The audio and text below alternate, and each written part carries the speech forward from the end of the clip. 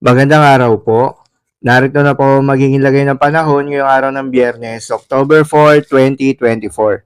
At latest update sa Bagyong Hulyan.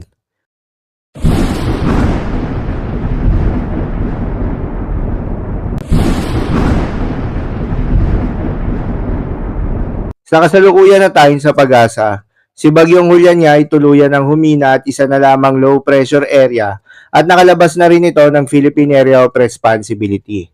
Huli nga itong namataan ng pag-asa sa layong 480 kilometers north ng Itbayat, Batanes o nasa vicinity ito ng Neihu District, Taiwan.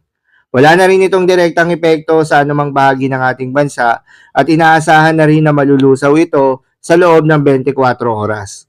Samantala, patuloy namang nakakaapekto itong Intertropical Convergence Zone o ITZZ.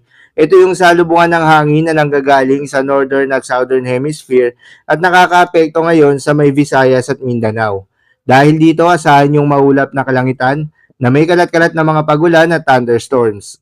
Samantala, isang potensyal na low pressure area ang binabantayan ngayon. Ayon sa wind forecast map, may potensyal na pamumuo ng isang mahinang sirkulasyon sa silangan ng Bicol Region o Eastern Samar bukas, araw ng Sabado o Linggo na maaaring magpaulan sa bansa. Ngunit hindi naman ito inaasahang magiging bagyo pero patuloy pa rin itong binabantayan. Ayon rin sa pag-asa, ito yung binabantayan na cloud cluster o kumpol ng kaulapan na nakapaloob sa Intertropical Convergence Zone. Para naman sa magiging lagay ng panahon ngayong araw ng Biyernes, dahil sa epekto nitong Intertropical Convergence Zone o ITZZ, asahan sa Bicol Region, Visayas at Zamboanga Peninsula ang maulap na kalangitan na may kalat-kalat na mga pagulan at thunderstorms. Posible ang mga pagbaha o pagguho ng lupa dahil sa katamtaman hanggang sa kung minsan ay malakas na pagulan.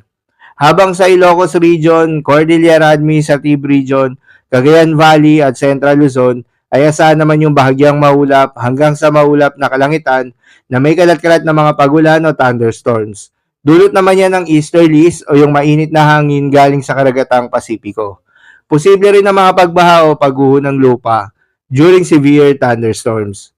Habang sa Metro Manila at nalalabing bahagi pa ng ating bansa, ay asahan rin yung bahagyang maulap hanggang sa maulap na kalangitan na may kalat-kalat na mga pagulan o thunderstorms. Dulot naman yan ng mga localized thunderstorms. Posible rin na mga pagbaha o pagguho ng lupa during severe thunderstorms. Para naman sa magiging lagay ng mga dagat baybayin, ayon sa pag-asa ay walang nakataas na gale warning sa anumang seaboards ng ating bansa, ngunit iba yung pag-iingat pa rin sa mga papalaot na mga kababayan nating mangingisda at may mga maliliit na sasakyang pandagat dahil inaasahan yung moderate to rough sea condition sa may northern Luzon habang slight to moderate sea conditions naman sa nalalabing bahagi ng ating bansa. So yun lamang po para sa lagay ng panahon ngayong araw ng Biyernes. Keep safe everyone.